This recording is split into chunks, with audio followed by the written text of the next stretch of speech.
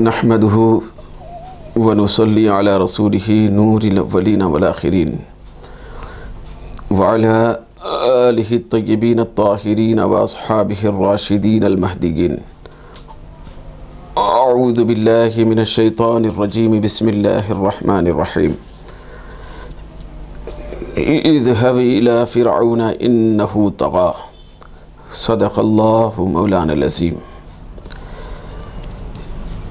جمیع ناظرین و سامعین، محترم ساتھیوں، مکرم رفیقوں، معزز بزرگوں، السلام علیکم ورحمۃ اللہ وبرکاتہ۔ دوستو، آج یوم عاشوراء کے مبارک موقع پر ایک گفتگو کا حصہ لے کر آپ کے سامنے حاضر ہونے کا شرف حاصل ہوا ہے۔ اللہ تبارک و تعالی قرآن مجید کے ان مبارک الفاظ میں ایک بہت بڑا پیغام ہم سب کو عطا فرما رہا ہے۔ دوستو، جیسا کہ آپ جانتے ہیں کہ یوم عاشوراء 10 محرم الحرام کی جو تاریخ ہے، وہ تاریخ پچھلی کئی تاریخوں کو بدل رہی ہے، پھر آنے والی قیامت تک کی زندگی کو ایک راہ دکھا رہی ہے، ایک راستہ فراہم کر رہی ہے۔ وہ راستہ یہ ہے کہ جب سے انسان کو پیدا کیا گیا، پھر انسان کی تخلیق عمل میں آئی، تو اس وقت سے ہی حق و باطل کی جنگ شروع ہو گئی۔ حق اور باطل کے درمیان میں امتیاز پیدا کرنے والے اصول، پھر اس کے قواعد، پھر اس کے قاعدے کتابی طور پر، ذہنی طور پر، عملی طور پر وجود میں آئے۔ دوستو، حق و باطل کے درمیان میں فرق کرنے کے لیے پھر حق اور باطل کے درمیان میں ایک سیدھا راستہ، ایک روشنی بتانے کے لیے کہ یہ حق ہے، یہ باطل ہے، وہ ایک چیز حق ہے، ایک چیز ناحق ہے، ایک چیز غلط ہے اور ایک چیز صحیح ہے، ایک سچائی ہے، ایک جھوٹ ہے، اس کے درمیان میں فرق ہر زمانے میں کیا جاتا رہا، فرق کرنے والے پیدا ہوتے رہے، پھر اہل حق کے سامنے پرچم حق ہر دور کے اندر دکھائی دیا۔ چنانچہ دوستو، حضرت آدم علیہ السلام کہ اس دنیا میں تشریف لانے کے بعد آپ کی نگاہوں کے سامنے بھی حق اور باطل کے دو راستے واضح ہوئے۔ پھر اس کے بعد کئی انبیاء کے ادوار آئے، کئی زمانے آئے، کئی وقت آئے کہ ان وقتوں میں، ان زمانوں میں، ان دوروں میں، ان ادوار میں حق و باطل کے درمیان میں ایک خط فاصل کھینچنے والی کیفیت دکھائی دیتی رہی۔ پھر حق و باطل کے درمیان میں فرق واضح ہوتا رہا۔ جو اہل باطل ہیں وہ باطل کو اپنانے کی کوشش کرتے رہے، پھر باطل پہ اڑ کے بیٹھنے کی کوشش کرتے رہے، لیکن جو اہل حق ہیں وہ ہزار مصائب کے باوجود، ہر قسم کی پریشانی کے باوجود، ہر درد و الم سے گزرنے کے باوجود حق کے جھنڈے کو اپنے ہاتھوں سے چھوڑنا گوارا نہیں فرمایا۔ انہوں نے اپنی جانوں کی قربانی پیش کی، لیکن حق کے راستے کو سرے منہ چھوڑنا انہوں نے پسند نہیں فرمایا۔ ہر دور کے اندر دوستو، اہل حق بھی ہوتے رہے، اہل باطل بھی آتے رہے۔ یہ جو اہل حق ہوئے، تو اہل حق میں ہر دور کے اندر ایک نمائندگی کرنے والی شخصیت بھی رہی، وہ ایک نمائندہ بھی رہا، پھر اہل حق کا ایک سرخیل بھی رہا، ایک سردار بھی رہا۔ تو کبھی وہ نبیوں کی صورت میں رہا، کبھی ولیوں کی صورت میں رہا، کبھی اللہ کے نیک صالح بندوں کی صورت میں رہا، غرض کے حق اور ناحق، سچائی اور جھوٹ، حق اور باطل، ان دونوں کے درمیان میں جنگ چھڑتی رہی، جنگ جاری رہی، جنگ ہوتی رہی اور ہوتی رہے گی۔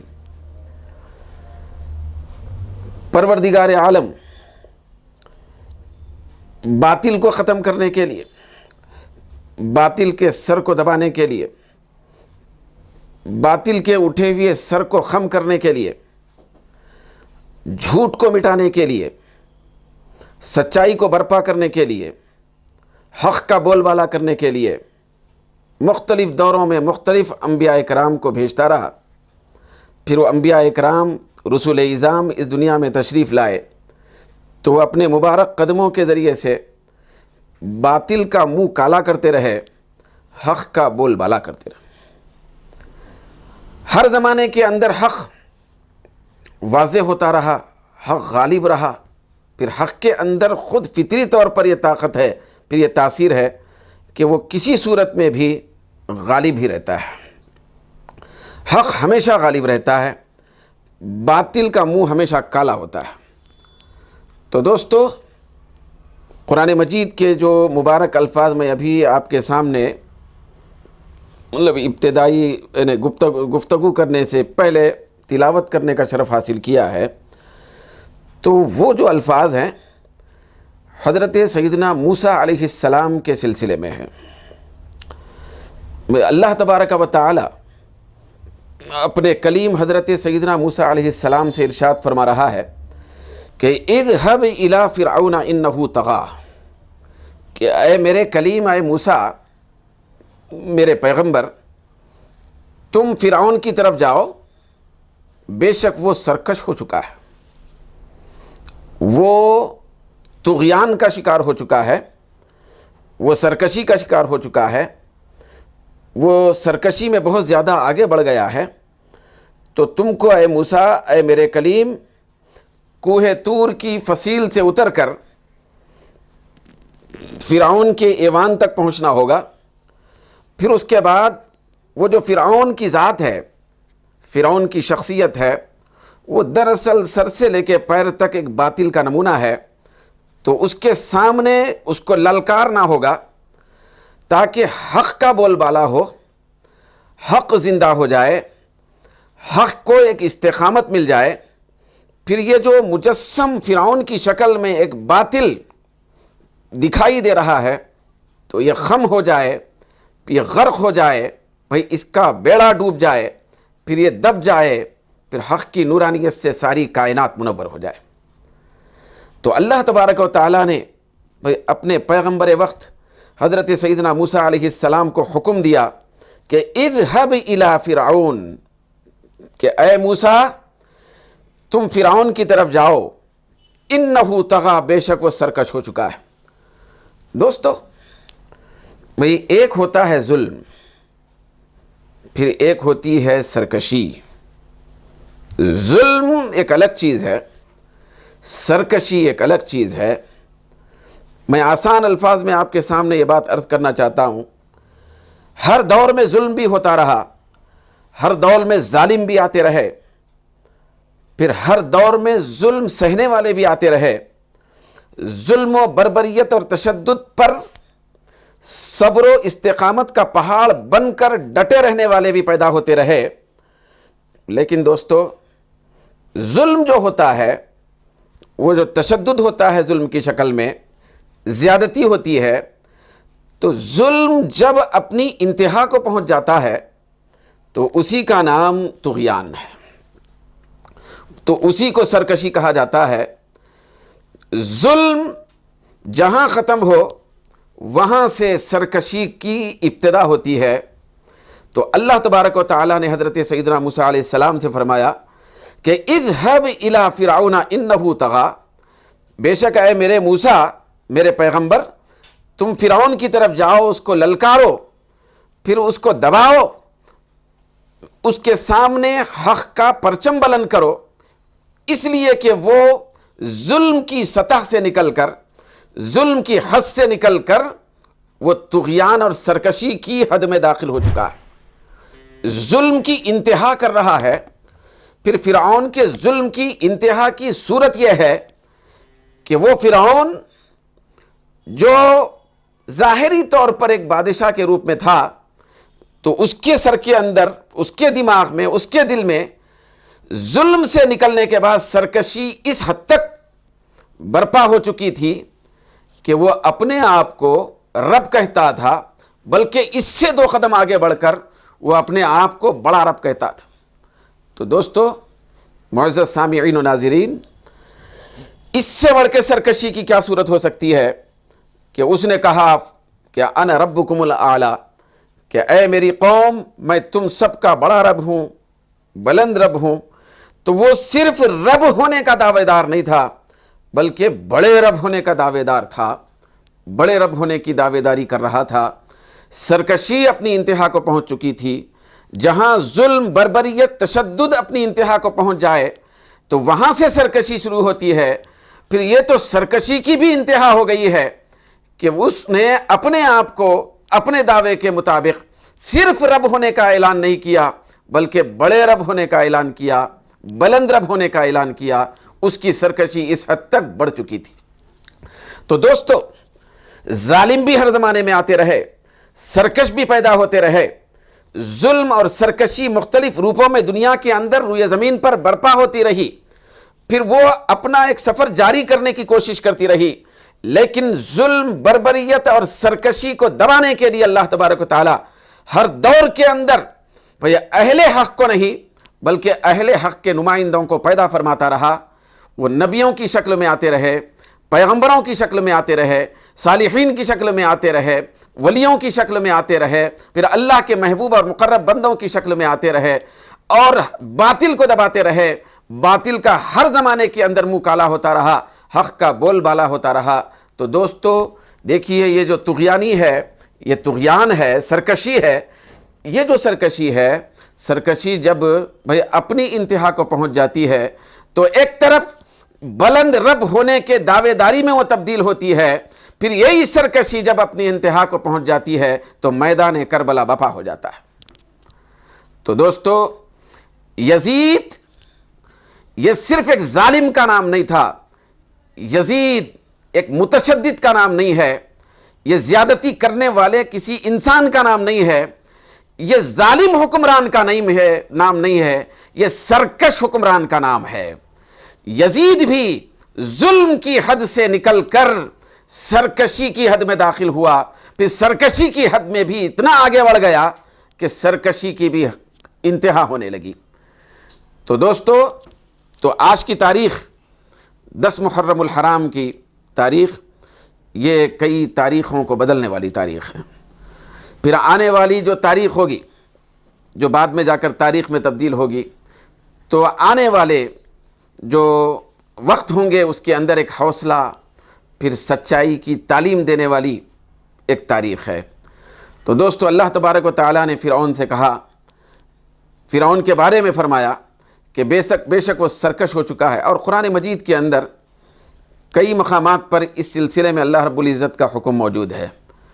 حضرت سیدنا موسیٰ علیہ السلام کو، تنہا موسیٰ علیہ السلام کو بھی حکم دیا اللہ رب العزت نے کہ آپ فرعون کی طرف جائیے، بے شک وہ سرکش ہو چکا ہے۔ پھر کبھی اللہ رب العزت نے قرآن مجید کے اندر حضرت سیدنا موسیٰ علیہ السلام، حضرت سیدنا ہارون علیہ السلام دونوں کو ملا کر اکٹھا طور پر فرعون کے پاس جا کر اس کی سرکشی کا قلاقمہ کرنے کا حکم عطا فرمایا ہے۔ تو دوستو، یہ جو سرکشی ہے تو یہ ایک نشہ ہوتا ہے۔ سرکشی میں جب آدمی چلا جاتا ہے، ظلم کی حد میں جب رہتا ہے تو پھر بھی اس کی عقل ٹھکانے پہ رہ سکتی ہے، لیکن ظلم کی حد سے نکل کر جب سرکشی کی حد میں کوئی داخل ہو جاتا ہے تو اب اس کی عقل کام نہیں کرتی ہے۔ پھر اس کی عقل کے اندر یہ گنجائش ہی باقی نہیں رہتی کہ وہ کچھ بھی سمجھ سکے، بچوں کو سمجھ سکے، بیماروں کو سمجھ سکے، جوانوں کو سمجھ سکے، خواتین و مستورات کی عزت و احترام کو سمجھ سکے، وہ انسانوں کی قدر کو سمجھ سکے، ہر قسم کی پامالی اس کے اندر پیدا ہو جاتی ہے جب کوئی آدمی کی صورت میں سرکش ہو جاتا ہے۔ تو یزید سرکشوں کے نمائندے کا نام، حسین بھئی اہل حق کے نمائندے کا نام ہے۔ تو دوستو، یہ جو سرکش ہوتے ہیں، سرکشی میں جب اللہ رب العزت ان کو رکھتا ہے تو اللہ رب العزت نے قرآن مجید میں بیان فرمایا کہ اس کے اندر ایک ایسی خرابی پیدا ہو جاتی ہے کہ وہ پلٹ کے کبھی اچھائی اور نرمی کی طرف بھئی آ ہی نہیں سکتا۔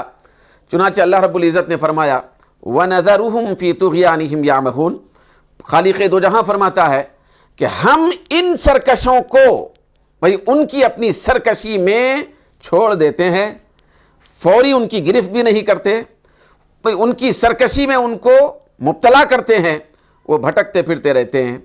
تو سرکشی ایک ایسی چیز ہے کہ اللہ تبارک و تعالی بھی یہ چاہتا ہے کہ ایک شخص سرکشی میں پڑنے کے بعد وہ سرکشی سے نکل کے باہر نہ آئے، پھر اس کے اندر ابھی گھومتا پھرے، سرکشی میں وہ رواں دواں رہے، سرکشی میں وہ اپنا سفر جاری رکھے، اس کو پلٹ کے حق کی طرف آنے کی توفیق ہی نہیں ہوتی۔ ظالم کو توفیق مل سکتی ہوگی لیکن سرکش کو توفیق نہیں مل سکتی۔ سرکش مکمل طور پہ تباہی کا نام ہوتا ہے، مکمل طور پہ ہلاکت کا نام ہوتا ہے، مکمل طور پہ بربادی کا نام ہوتا ہے۔ تو جو لوگ سرکش کے ساتھ رہتے ہیں، ذہنی طور پر، عقیدے کے طور پر، اعتقاد کے طور پر، خیال کے طور پر سرکش کا ساتھ دینے والے ہوتے ہیں، چاہے کسی بھی زمانے میں کیوں نہ ہو، محبت کے طور پر، الفت کے طور پر، تو ان کا بھی معاملہ ایسے ہی ہوتا ہے کہ وہ بھی سرکش بن جاتے ہیں۔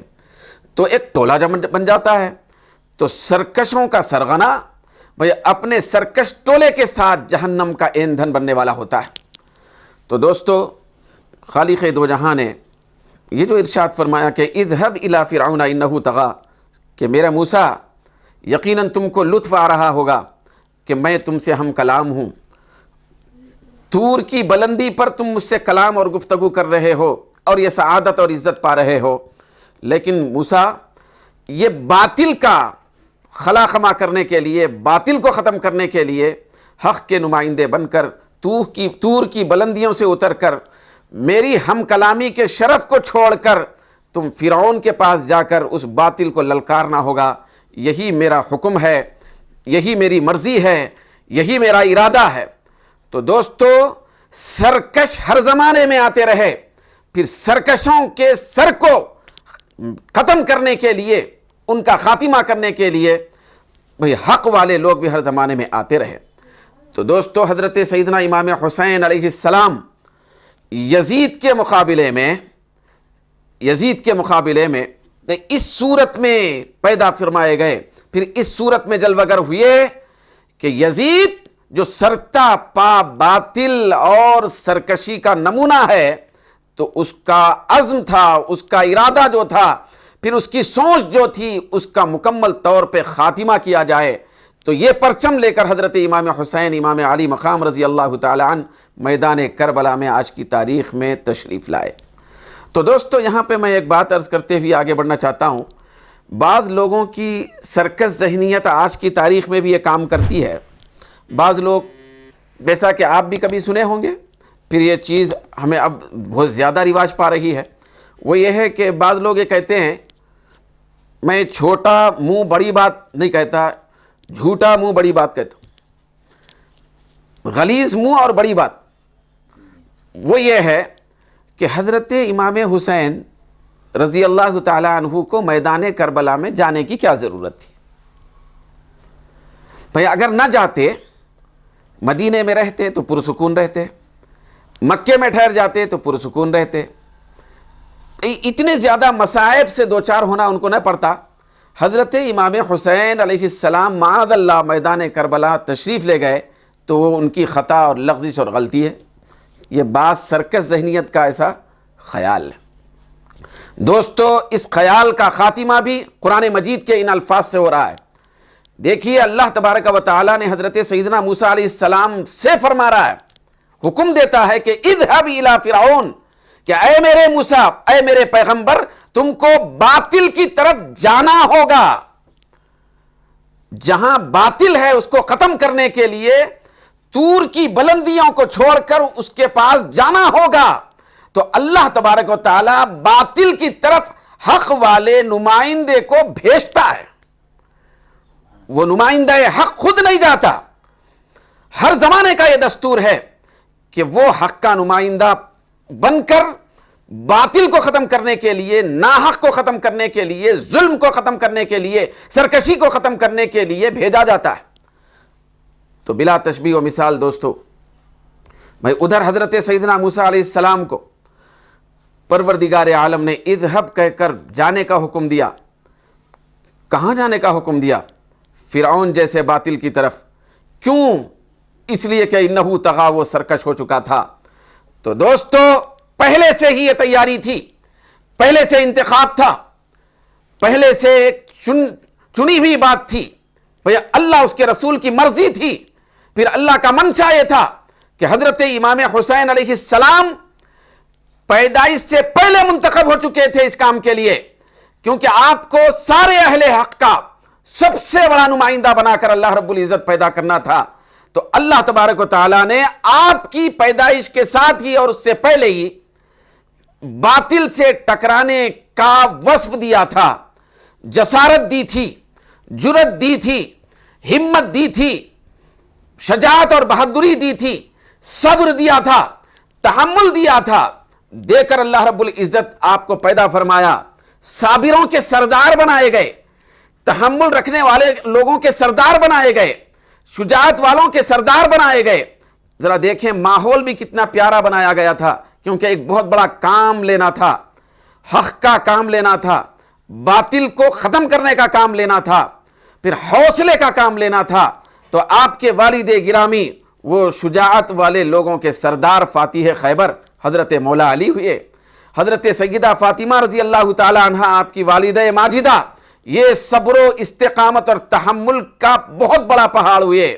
حضرت سیدنا امام حسن رضی اللہ تعالیٰ عنہ، یہ بھی صبر و استقامت کا بہت بڑا پہاڑ بنائے گئے۔ تو یہ سارے ماحول کے اندر آپ کی تربیت ہوئی، پھر آپ کا پہلے سے انتخاب ہوا، پھر اللہ تبارک و تعالیٰ نے اس انتخاب کے نتیجے میں اللہ تبارک و تعالیٰ کے امر سے ہی، کیونکہ اللہ کے حبیب نے شروع سے ہی اعلان فرمایا تھا کہ میرا یہ بچہ، میرا یہ حسین، یہ وہ ہوگا کہ ایک زمانہ ایسا آئے گا، ایک وقت ایسا آئے گا کہ میری امت کہلانے والے لوگ، میری امت کہلانے والے لوگ میرے اس بچے کو شہید کر دیں گے۔ شہادت کی متواتر خبریں دی جاتی رہیں، پھر آپ کے ظلم کی داستانیں سنائی جاتی رہیں، صرف سنائی جاتی نہیں رہیں، سرکار پاک صلی اللہ علیہ وسلم، احادیث میں آتا ہے، جب آپ کے میدان کربلا کے واقعات جو ہونے والے تھے، آئندہ چل کر بپا ہونے والے تھے، تو جب اس کو صحابہ کرام کے سامنے سناتے تو آپ کے آنکھوں سے آنسو رواں ہو جاتے تھے۔ تو یہ پورا ماحول پہلے سے ہی تیار تھا۔ وہ جو سرغنہ تھا، باطل کا یزید سرغنہ، وہ بنایا گیا تھا، تو وہ اس سے مقابلہ کرنے کے لیے حضرت امام حسین علیہ السلام کا انتخاب ہوا تھا۔ حضرت امام حسین میدان کربلا کیوں گئے، یہ سوال نہیں ہے۔ سوال اے نادان تجھے یہ کرنا چاہیے کہ اللہ اس کے رسول نے حضرت امام علی مقام کو میدان کربلا کیوں بھیجا؟ کیونکہ حق کا نمائندہ خود سے نہیں جاتا ہے، وہ بھیجا جاتا ہے، وہ لے جایا جاتا ہے، وہ پہنچایا جاتا ہے۔ جیسے کہ اذهب الى فرعون انه طغى کے الفاظ سے واضح کہ حضرت موسیٰ علیہ السلام کو اللہ تبارک و تعالیٰ نے خود جانے کا حکم دیا، کیونکہ وہاں سرکش تھا، وہاں ظالم تھا، وہاں طغیان والا تھا، وہاں گمراہ تھا، وہاں بہت بڑا سرغنہ تھا۔ تو اس سے مقابلے کے لیے اللہ رب العزت نے جانے کا حکم دیا۔ تو وہاں فرعون کی صورت میں تھا، یہاں یزید کی صورت میں تھا۔ تو وہاں فرعون کا سر کچلنے کے لیے حضرت سیدنا موسیٰ علیہ السلام کو پیغمبر کی شکل میں بھیجا گیا۔ وہ وقت کے نبی اور رسول ہیں، اللہ کے کلیم ہیں، تو ان کو وہاں بھیجا گیا پھر یہاں پہ اللہ تبارک و تعالیٰ اور اس کے رسول کے اختیار اور ان کے چننے کے اعتبار سے ہی، پھر ان کے اپنے ارادے کے اعتبار سے حضرت امام حسین علیہ السلام کو یزید کے مقابلے میں یزید کے ناجائز غلط عزائم اور ارادوں کو کچلنے کے لیے بھیجا گیا۔ حضرت امام حسین میدان کربلا پہنچے نہیں، پہنچائے گئے۔ حضرت امام علی مقام میدان کربلا خود سے گئے نہیں بلکہ لے جائے گئے۔ تو اللہ تبارک و تعالیٰ اپنے خاص بندوں کو باطل کو دبانے کے لیے، باطل کو ختم کرنے کے لیے، اس کو سرنگو کرنے کے لیے بھیجتا ہے، اور ہر زمانے میں ایسا ہوتا ہے، پھر قیامت تک بھی ہوتا رہے گا۔ تو دوستو، ظلم کی انتہا جب ہو گئی تو اسی کا نام یزید بنا، سرکشی کی جہاں انتہا ہوئی تو اسی کا نام یزید بنا، سرکشی میں داخل ہونے والے شخص کا نام یزید تھا۔ تو دوستو، سرکشی کس کو کہتے ہیں؟ میں تھوڑا سا اس کے اوپر تبصرہ کرتے ہوئے آگے بڑھنا چاہتا ہوں۔ دوستو، یہ پیغام کربلا ہے جو میں آپ کے سامنے آج رکھ رہا ہوں۔ ہم سب کو اس پیغام کا مکمل طور پر خیال رکھنے والا ہونا ضروری ہے۔ بھئی اگر ہم اہل حق میں شامل رہنا چاہتے ہیں، شامل ہونا چاہتے ہیں، تو پھر یہ جو پیغام کربلا ہے تو اس سے ہم کو درس حاصل کرنا، سبق حاصل کرنا، پھر اپنی زندگی کو اس پیغام کے تابعدار بنانا ضروری ہوتا ہے۔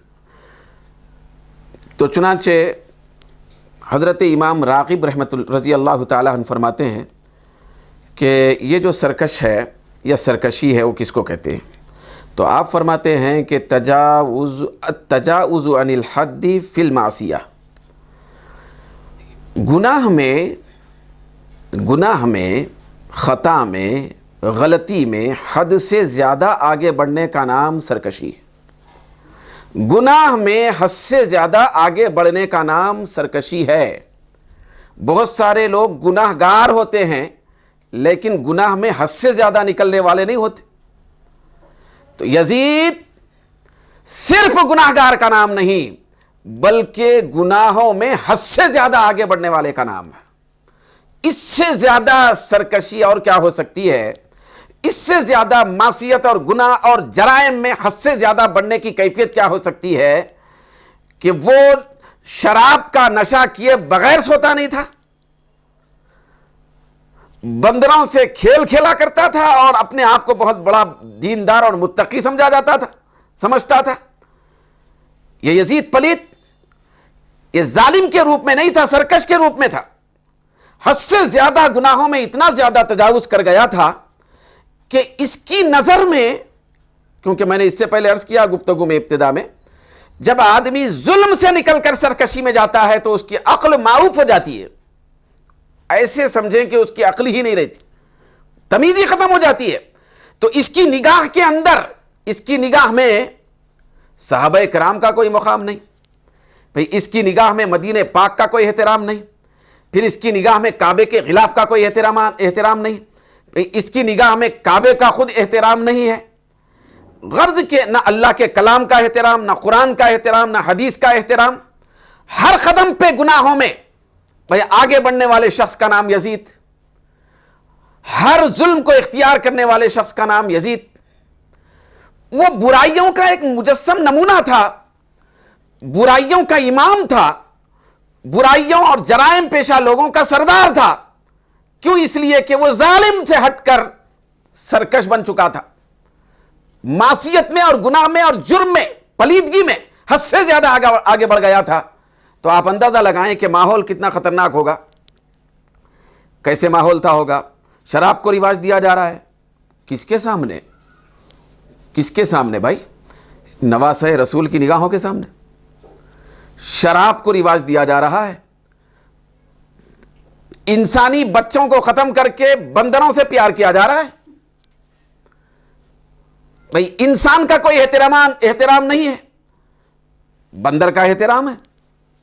بندروں نے ہی اس کا کام کر دیا تھا، بندروں نے اس کو ختم کر دیا، اس ظالم کو۔ سرکش تھا، بندر بھی دیکھ کے حیران ہو رہے تھے ہوں گے کہ یہ تو ظلم سے زیادہ آگے سرکشی اس نوبت تک پہنچ چکی ہے کہ اس کا خاتمہ کیے بغیر زمین صاف نہیں ہو سکتی، فضائیں معطر نہیں ہو سکتی، پہلے اس پلیت کو چیر کے نوچ کے ختم کرنا ضروری ہے. اس کو ختم کرنے کے لیے کوئی بہت بڑا شہسوار اور پہلوان آنا ضروری نہیں ہے. اس کا خاتمہ تو ہم بندر ہی کر دیں گے. تو ظلم اور سرکشی کا ایک نمائندہ تھا یہ یزید. اچھے برے کی تمیز ہی نہیں تھی. دوستو کون سا ایسا جگر ہوگا جو مسجد نبوی کے اندر گھوڑے باندھنے کے لیے تیار ہو؟ استغفر اللہ. غلاظتیں ڈلوایا ہو، مدینہ پاک کی عزت اور اس کی ناموس کو پامال کیا ہو، کعبۃ اللہ کے غلاف کو جلایا ہو، کعبے کی بے عزتی کی اور بے ادبی کی ہو. یہ سب اس کی سرکشی کی چیزیں ہیں دوستو. طغیان میں آ گیا تھا یزید، سرکش ہو سکا تھا یزید. صرف ظالم کے روپ میں نہیں تھا، سرکش کے روپ میں تھا. تو لہذا جب یہ سرکشی اپنی انتہا کو پہنچی، یزید کی طرف سے سرکشی جب انتہا کو پہنچی، تو اسی انتہا کو پہنچنے والے میدان کا نام کربلا ہے. کربلا میں امام علی مقام کو اترنا پڑا. اس سرکشوں کے بہت بڑے مرکز سے ٹکرانے کے لیے حضرت امام حسین علیہ السلام کی ہی ذات تھی. کسی اور کے اندر ایسا حوصلہ آنا بہت مشکل تھا. یہ الگ بات ہے کہ لوگ روک رہے تھے امام علی مقام کو، لیکن امام علی مقام اذهب الى فرعون انه طغى کے یہ مبارک الفاظ کی شکل میں میدان کربلا میں اتر رہے تھے. اللہ تبارک و تعالیٰ کا امر تھا، سرکار پاک صلی اللہ علیہ وسلم کا پہلے سے اعلان تھا کہ میدان کربلا میں میرا حسین باطل سے ٹکرا کر باطل کو پاش کرنے والا ہوگا. تو باطل سے ٹکرانے کے لیے حضرت امام علی مقام کا وہاں پہنچنا لازم اور ضروری تھا، فرض تھا. اگر امام علی مقام ادھر حضرت سیدنا موسیٰ علیہ السلام فرعون سے نہ ٹکراتے تو پھر اللہ تبارک و تعالی کی مخلوق، ساری کی ساری مخلوق عذاب میں مبتلا ہو جاتی، اس کا خاتمہ ہو جاتا. پھر ادھر حضرت سیدنا امام علی مقام امام حسین علیہ السلام یزید سے نہ ٹکراتے، قیامت تک یہ امت مٹ جاتی تھی. بھائی اسلام مٹ جاتا، دین کا نام لینے والا کوئی نہ ہوتا، کیونکہ برائیوں کو رواج دیا جا رہا تھا. جس قوم کے اندر، جس ذہن کے اندر، جس سرکش کے اندر برائیاں اچھائیاں بن جائیں تو آپ اندازہ لگائیے کہ اس کو کتنا زیادہ فروغ دے گا. یزید گناہ کرنے والے ایک پاپی کا نام نہیں، بلکہ گناہوں کو رواج دینے والے ایک سرکش کا نام، گناہوں کو پروان چڑھانے والے ایک سرکش اور ظالم کا نام ہے، ایک مجرم کا نام ہے. تو اس سے ٹکرانا، پھر اس سے بیعت نہ کرنا، پھر اس کے آگے اپنے سر کو نہ جھکانا، یہ صرف حضرت سیدنا امام حسین علیہ السلام کا حوصلہ ہے، حضرت امام حسین علیہ السلام کا ہی کام ہے. حضرت سیدہ کائنات فاطمۃ الزہرا رضی اللہ تعالی عنہا نے آپ کو دودھ اسی لیے پلایا تھا. حضرت مولا علی کی وہ تلوار ذوالفقار آپ کے ہاتھ میں اسی لیے تھما دی گئی تھی، اور سرکار پاک صلی اللہ علیہ وسلم اپنے دوش مبارک پر آپ کو اسی لیے سواری کرائے تھے کہ میدان کربلا میں آپ سارے اہل باطل کا خاتمہ کرنے والے بن کر اتریں، پھر باطل کا ہمیشہ کے لیے منہ کالا کر. دوستو میں جو گفتگو ابھی کر رہا ہوں آپ سے، تو اس کے سلسلے میں یہ بات بھی عرض کرتا چلوں. ہم سمجھتے ہیں کہ ظاہری طور پر حضرت سیدنا حسین علیہ السلام امام علی مقام میدان کربلا میں اترے، پھر آپ کا جو مقابلہ تھا تو وہ یزید سے تھا. یزید چاہتا تھا کہ اس کے ہاتھ پہ آپ بیعت کریں معاذ اللہ، مگر آپ سر کٹانا گوارا کیے لیکن سر جھکانا گوارا آپ نے نہیں فرمایا. تو دوستو یہاں تھوڑی دیر کے لیے سوچیں، یہ جو تیاری حضرت امام حسین کو کرائی گئی پہلے سے ہی، دوش مبارک پر اٹھا کر، پھر اپنا لعاب دہن چسوا کر، زبان چسوا کر، جو شجاعت اور ہمت اور بہادری آپ کے اندر داخل کر دی گئی، تو یہ ایک مظہر ہے حضرت امام علی مقام، کسی کے مظہر بن کر میدان کربلا میں اترے. دراصل دوستو اصول دین مٹائے جا رہے تھے، پھر اسلام کو ختم کرنے کے لیے آمادہ تھا یزید. تو دراصل یزید کا مقابلہ حضرت امام حسین علیہ السلام سے نہیں، بلکہ یزید کا مقابلہ سید کائنات سرکار پاک صلی اللہ علیہ وسلم سے تھا، کیونکہ آقا کے بیان کیے ہوئے اصول اور احکام کو ختم کرنا چاہتا تھا، گناہوں کو رواج دینا چاہتا تھا۔ رسالت کا جو چراغ لے کر سرکار کائنات صلی اللہ علیہ وسلم اس دنیا میں جلوہ گر ہوئے تھے، اچھائیوں کو عام کرنے کے لیے، ساری روئے زمین پر اچھائیوں کو پھیلانے کے لیے، اس کا خاتمہ کرنے کے لیے یزید اپنی ناجائز حکومت کو استعمال کر رہا تھا، ناجائز اقتدار کو بروئے کار لا رہا تھا۔ تو یہ دراصل امام عالی مقام سے مقابلہ نہیں، یہ تو حضرت سرکار پاک صلی اللہ علیہ وسلم سرکار مدینہ سے مقابلہ کرنے کی جرات کر رہا تھا۔ کیوں؟ اس لیے کہ حسین اور حضور اور حسین، سرکار پاک اور حسین دونوں جدا نہیں ہے۔ سرکار دو جہاں نے فرمایا، اسی لیے کئی توجیحات اس کے ہیں، لیکن یہ بھی توجیہ ہے، یہ توجیہ بھی ہو سکتی ہے کہ اللہ کے حبیب نے فرمایا کہ حسین منی وانا من حسین، مجھ سے حسین مجھ سے ہے اور میں حسین سے ہوں۔ میدان کربلا میں یہ جو ظالم، پاپی، سرکش یزید کے حملے ہو رہے تھے، یہ حسین کی ذات پہ نہیں ہو رہے تھے، یہ مصطفیٰ کی ذات اقدس پہ معاذ اللہ ہو رہے تھے۔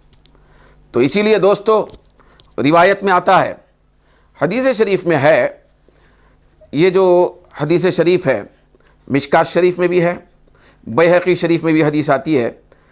حضرت عبداللہ بن عباس رضی اللہ تعالی عنہما فرماتے ہیں کہ رأیت النبی صلی اللہ علیہ وسلم فیما یری النائم ذات یوم بنصف النہار۔ وہ فرماتے ہیں، میں ترجمہ عرض کر دیتا ہوں، دیر ہو جائے گی۔ وہ فرماتے ہیں کہ میں سرکار پاک صلی اللہ علیہ وسلم کو دوپہر کے وقت ایک دن خواب میں دیکھا۔ حضور کو میں نے خواب میں دیکھا کہ حضور کی جو حالت بابرکت تھی وہ اس طرح تھی کہ حضور کا سر اقدس، پھر حضور کا چہرے انور گرد آلود ہے، پھر آقا کے ہاتھ میں ایک باٹل ہے، ایک شیشی ہے جس کے اندر خون ہے۔ یہ مشکات اور بیہقی کی حدیث عرض کر رہا ہوں۔ تو میں نے بے ساختہ عرض کیا، یا رسول اللہ، حضرت عبداللہ بن عباس فرماتے ہیں، یا رسول اللہ، میرے ماں باپ آپ پر قربان ہو، ما ھذا، یہ کیا ہے؟ تو سرکار پاک نے ارشاد فرمایا کہ اے ابن عباس، یہ میرے حسین اور اس کے ساتھیوں کا خون ہے، میرے حسین اور اس کے ساتھیوں کا خون ہے۔ آج کی تاریخ میں ہی، وہ 10 محرم کی تاریخ تھی جس وقت خواب دیکھا تھا حضرت عبداللہ بن عباس نے، سرکار کو اس طرح آپ کے سر اقدس کے بالوں کو اور آپ کے چہرے انور کو اس طرح غبار آلود انہوں نے دیکھا تھا۔ تو وہ 10 محرم یوم عاشوراء کی تاریخ تھی۔ سرکار نے فرمایا، یہ جو باٹل میں خون ہے یہ میرے حسین اور اس کے ساتھیوں کا خون ہے۔ پھر اس کے بعد حضور نے فرمایا کہ آج دن بھر میدان کربلا میں میرے حسین اور اس کے ساتھیوں کو خون کو میں جمع کر کے لایا ہوں۔ تو دوستو، میدان کربلا میں مصطفیٰ پہنچے ہیں، سرکار کی ذات اقدس میدان کربلا میں استقامت کا مکمل ہر قدم پر درس دینے کے لیے پہنچی ہے۔ حضرت امام علی مقام کو استقامت، پھر حوصلہ دلانے کے لیے۔ پھر ایک دوسری حدیث میں آتا ہے، حضرت سیدہ ام سلمہ رضی اللہ تعالی عنہا، یہ ام المؤمنین، تو یہ روایت کرتی ہیں، حضرت سلمہ نے فرمایا، حضرت سلمہ یہ حضرت ابو رافع رضی اللہ تعالی عنہ کی زوجہ ہیں۔ حضرت سلمہ الگ ہے، حضرت ام سلمہ یہ ام المؤمنین ہے، سرکار کی زوجہ مکرمہ ہے۔ تو حضرت سلمہ سے روایت ہے کہ وہ حضرت ام سلمہ کی بارگاہ میں پہنچی، ان کے گھر پہنچی یہ یوم عاشوراء کے دن، تو وہ رو رہی تھی۔ یہ حدیث شریف، یہ بھی ترمذی شریف اور مشکات شریف میں حدیث آتی ہے۔ تو حضرت سلمہ جب حضرت ام سلمہ کے پاس پہنچی تو حضرت ام سلمہ ام المؤمنین رضی اللہ تعالی عنہا بے ساختہ بہت زیادہ رو رہی تھیں۔ تو انہوں نے عرض کیا، ما یبکی کی، کہ اے ام المؤمنین، آپ کو کون سی چیز رلا رہی ہے آج؟ تو حضرت ام سلمہ رضی اللہ تعالی عنہا نے فرمایا، رأیت رسول اللہ صلی اللہ علیہ وسلم تعنی فی المنام وعلی رأسہ ولحیتہ التراب۔ وہ فرمانے لگیں کہ اے سلمہ، بات یہ ہے کہ میری آنکھ ابھی لگی تھی کہ میں نے سرکار دو عالم صلی اللہ علیہ وسلم کو ابھی خواب میں دیکھا اور دیدار کیا تو حضور کو ایسی حالت میں دیکھا میں نے کہ حضور کے سر انور، پھر حضور کی ریش مبارک اور داڑھی مبارک پر گرد تھی۔ تو میں نے عرض کیا یا رسول اللہ ما لکا یا رسول اللہ، یہ کیا چیز ہوئی آپ کے ساتھ یا رسول اللہ؟ تو آقا نے فرمایا شہید تو قتل الحسین آنفاً، کہ اے ام سلمہ ابھی میں میرے بیٹے، میرے لخت جگر، میرے نواسے، میرے محبوب حسین کے قتل گاہ میں شریک ہو کر آ رہا ہوں، میدان کربلا سے آ رہا ہوں، تو اسی لیے میری یہ حالت ہے۔ تو دوستو بتانا یہ مقصود ہے، یزید 22,000 کا جو لشکر بھیجا تھا وہ لشکر امام حسین کے مقابلے میں نہیں ہوتا، وہ لشکر گردانا جائے گا سرکار دو عالم مصطفیٰ جان رحمت صلی اللہ علیہ وسلم کے مقابلے میں بھیجا، سید الانبیاء کے مقابلے میں لشکر یزید اترا تھا۔ حضرت امام حسین مصطفیٰ کی جانب سے ایک مظہر بن کر میدان کربلا میں دکھائی دے رہے تھے۔ حضرت یزید کی جنگ، یزید کا پروپیگنڈا، پھر یزید کا مقابلہ حسین سے نہیں، دراصل مصطفیٰ کی ذات سے تھا۔ جب کوئی شخص حضور سے مقابلہ کرنے کے لیے آمادہ ہو جائے، پھر حضور سے جنگ کرنے کے لیے آ جائے، تو آقا دو جہاں صلی اللہ علیہ وسلم نے ارشاد فرمایا، حدیث میں آتا ہے کہ ایک مرتبہ حضرت سیدہ کائنات فاطمۃ الزہرا رضی اللہ تعالیٰ عنہ، حضرت مولا علی، حضرت امام حسن، حضرت امام حسین علیہم السلام کو سرکار پاک صلی اللہ علیہ وسلم بٹھا دیے۔ بٹھانے کے بعد سب کو اکٹھا کر کے آقا دو جہاں نے فرمایا کہ انا حرب لمن حاربہم وانا سلم لمن سالمہم۔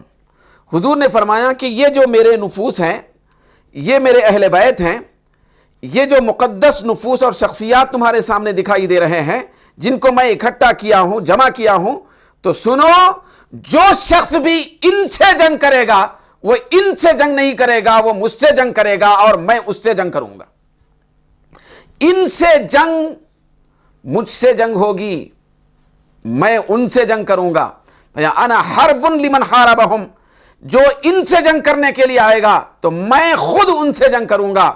وَأَنَا سِلْمٌ لِمَنْ سَالَمَهُمْ، جو آدمی ان سے صلح کرے گا، ان سے محبت رکھے گا، پھر ان سے الفت کا برتاؤ کرے گا، تو میں ان سے الفت اور محبت اور صلح کا برتاؤ کروں گا۔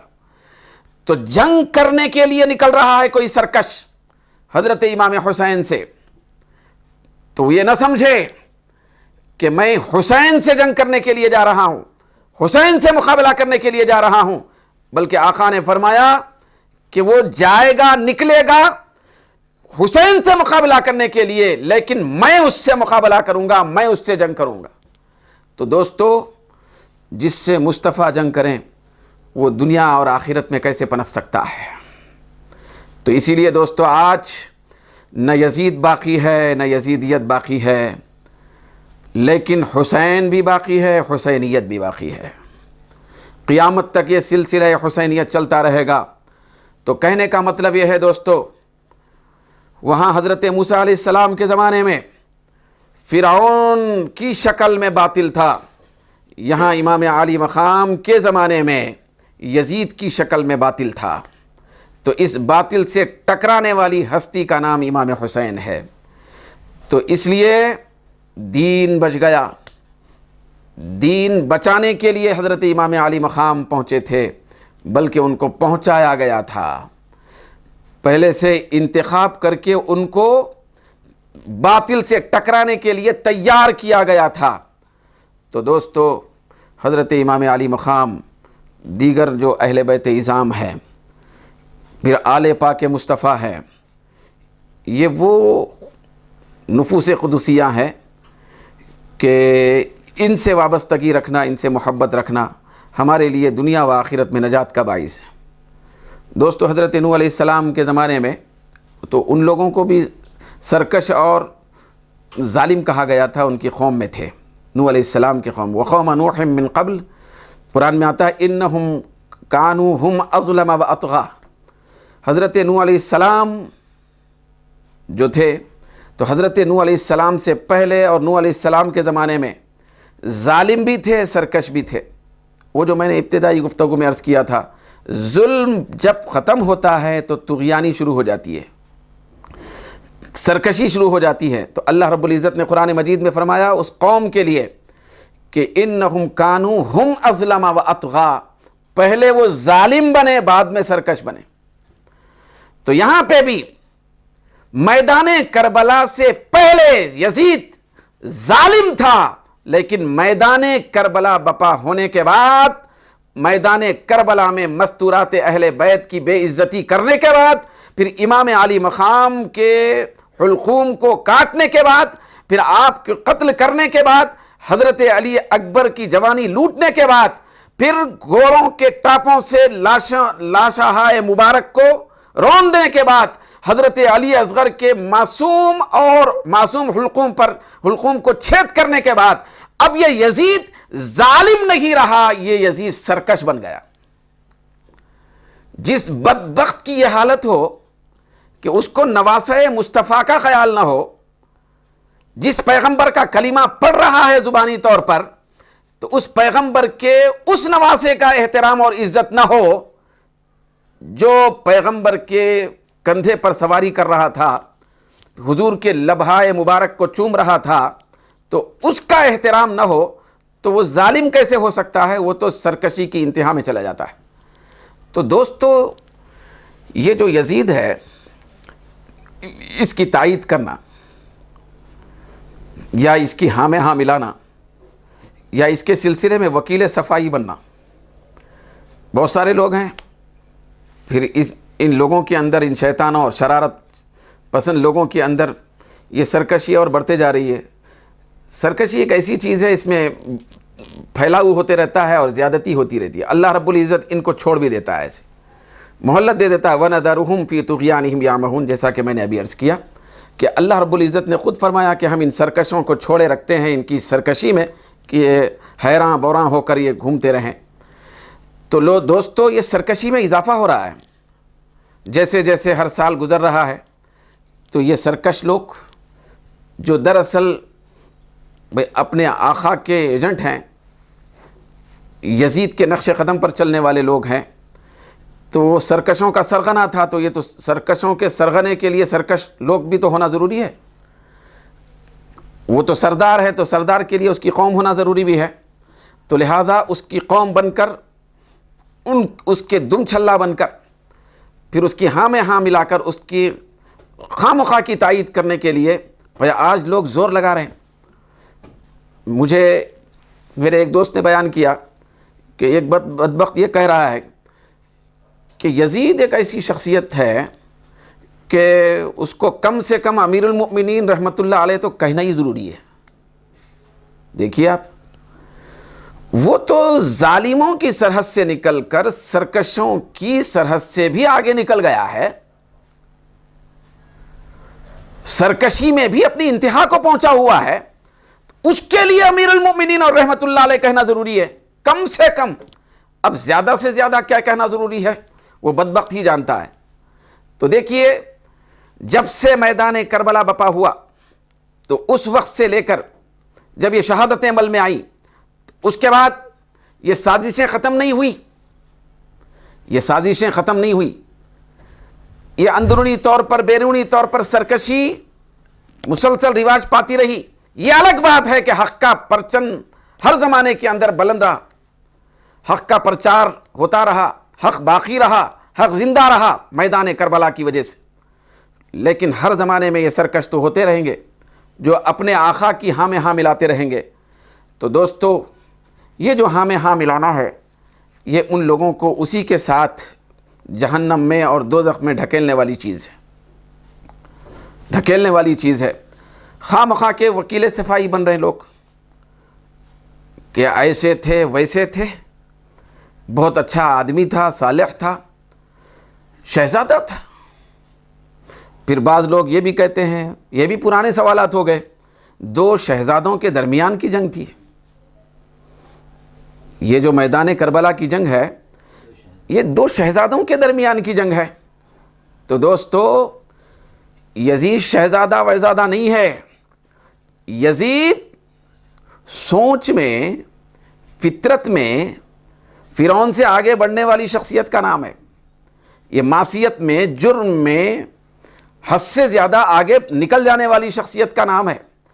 اس کو نہ کعبے کا احترام، نہ قرآن کا احترام، نہ مدینہ پاک کے تقدس کا اس کے پاس کوئی لپاس و لحاظ، نہ صحابہ کرام کا احترام، اور نہ نواسہ رسول کا احترام، امام عالی مقام کا احترام۔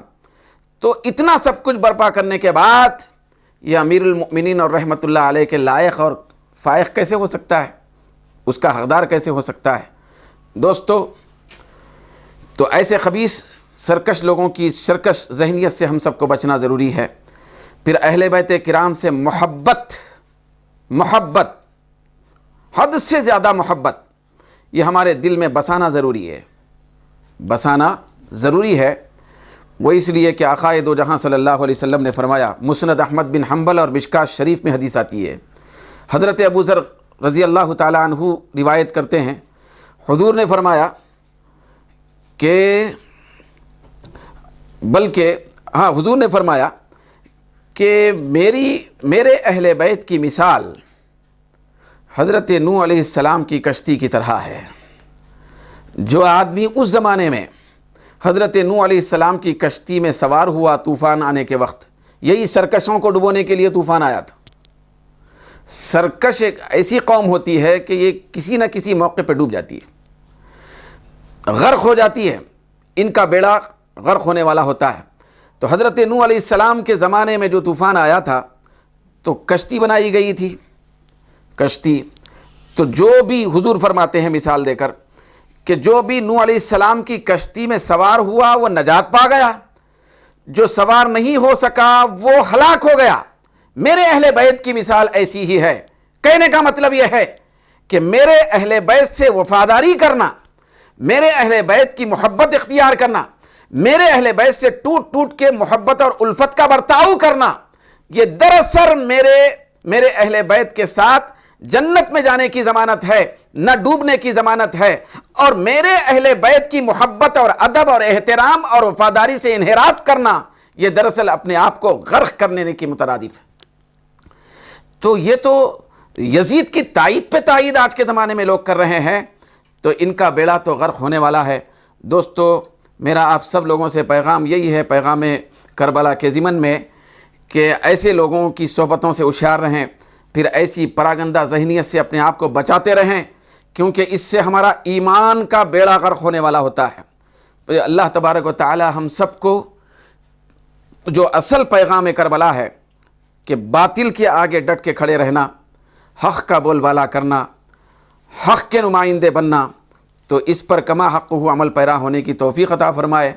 ہم سب کو آقا دو جہاں صلی اللہ علیہ وسلم کے تصدق میں دنیا و آخرت میں سرکار امام حسین علیہ السلام، دیگر اطرت پاک اور آل پاک، پھر صحابہ اکرام کی معیت اور رفاقت اور صحبت، ذہنی طور پر یہاں، قلبی طور پر یہاں، پھر روحانی طور پر یہاں عطا فرمائے، پھر آخرت کی منزلوں میں جسمانی طور پر بھی عطا فرمائے۔